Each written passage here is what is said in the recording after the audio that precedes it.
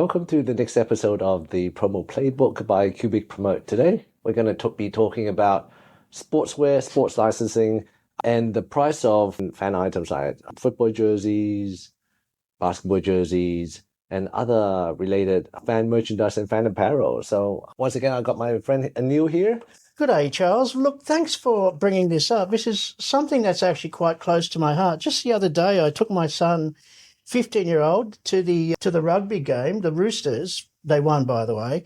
And I had to buy him all of this merch, this sports merch, and it was so expensive. Like, coming from the apparel industry myself, I do know what the underlying costs of these things are, but why is a team jersey like $150 to $180? It's crazy stuff. What's the breakdown? Who gets the money? It's crazy stuff. Me and my son, we love NBA, we love basketball, and I've got here, this is a jersey I got him. If you're listening to this podcast, I'm holding on to a picture of a Warriors, Golden State Warriors, Steph Curry fan.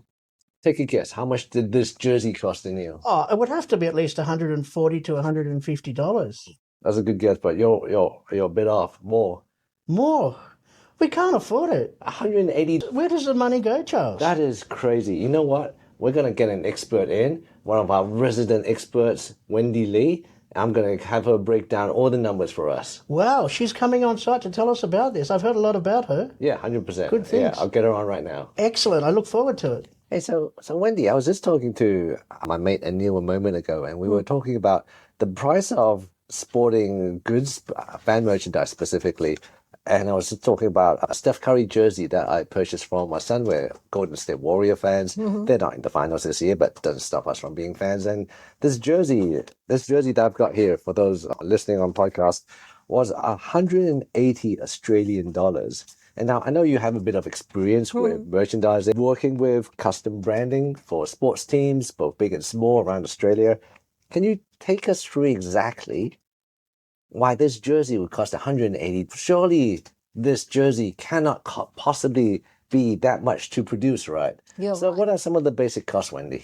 Sure. So you are right about it doesn't cost that much to produce. In fact, the cost price to produce that exactly jersey is only around $20. $20? Yes. So it costs $20 to come out of a factory, but by the time it hits the shores, for us to make a purchase is $180. So that's $160 that we need to make up a difference for us to understand why.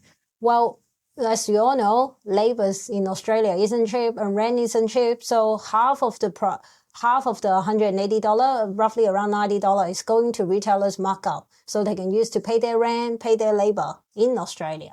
So $90 and the jersey is 180, but we're going to take 180, we're going to minus 20, that's 160. Yeah. So 160 minus 90, that leaves us, if my mathematics is right, 70. So where exactly does the $70 come from, assuming $90 goes to the retailers? Sure. So $70, don't forget there's a big chunk of it going to license. So the manufacturer will need to buy license from NBA as well as from Golden State. So I think NBA represent the whole league, including Golden State. That's definitely there. So sports licensing, that's a very, very big piece out there. So who exactly gets the money in sports licensing?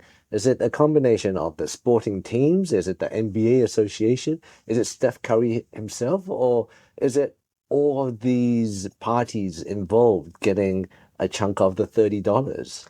So you take the example of $30. So in NBA's case, it's the NBA firstly get the $30 first. However, all the team will have agreement with NBA annually. You have to, out of your income, give me 5%, 10%. Which is confidential, so I can just make up a number. So then indirectly, your $30 at the end of the year will go into the team. And then depends on the player, how they sign the agreement with the team. So they might have Steph Curry, yes. Depending on how good the player is. And how good the player and how good is the bargaining power. Sure. Yeah. Okay, so now we're almost at the full $180 price. What are some of the other elements that you're aware of that makes up $180 final price to me? This is Australian dollars, by the way, audience. So the final price, including shipment, because you have to ship the goods to Australia, to the store. So that freight cost involved as well as, and another big chunk will be marketing. So yes, as good as the shirt and Steph Curry wear it, they may want to hire some influencer on TikTok, on Instagram to wear the same jersey to make it hot, like a hot item. And they all cost money. So another big chunk of spending will be marketing. Okay. So And then that's all. That's all the material, all the things you make up for the cost price of a shirt. okay, so there you go. Straight from an expertise's mouth. $180 jersey. The breakup is a combination of the sports licensing, the cost of the product, the markup for the retailers, some marketing involved, and some freight and logistics. Fantastic. Well, thank you for sharing. I think No our worries. audience would have learned quite a bit today. Sure, but next time please use Lakers. I'm a Lakers fan. I refuse to talk about Golden State. Sure, go Lakers. Yes. Thank you for watching, everyone. No worries.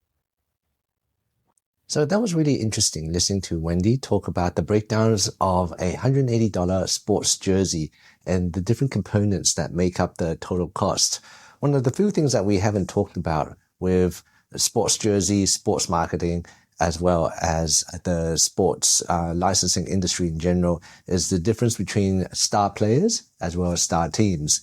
If you're purchasing one of the major teams, likely you'll be paying a bit more money. If you're purchasing a jersey with a star player's logo at the back of it, likely that player will be taking on board a licensing cut too of the fee, which in your terms means, or our terms, means that we'll be paying more for a Steph Curry jersey compared to, say, a bench player on the Golden State Warriors. And this experience is replicated between all the Australian sports as well. Your A-leagues, your NRLs, your unions, and all the different codes that we play in Australia. The sports licensing is a very big industry. And in future episodes, we're going to talk about the impact of counterfeits on this market as well. There are some amazing counterfeits that have been created over the past couple of years where the quality of these counterfeits is on par with the original jerseys. And in some instances, they even surpass the quality of original jerseys. It's fascinating. We'll dissect through a couple of different jerseys. We'll literally cut them up in front of the camera to show the audience here exactly the differences between quality or poorly made quality products, official quality products from the leading franchises, as well as counterfeit products and counterfeits of extremely high quality as well. So stay tuned for the next episode.